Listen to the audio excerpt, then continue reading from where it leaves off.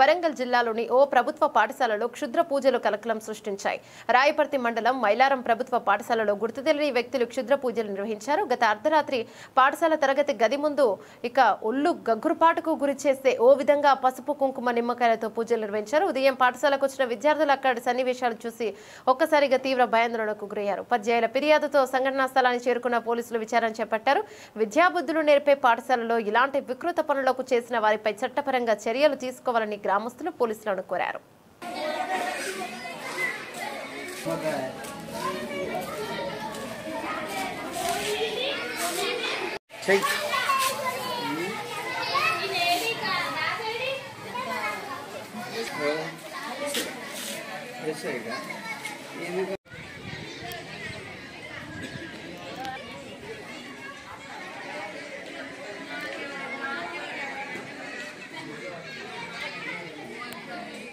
భయపడలేదు మామూలు పొరగాల జరగలేదు.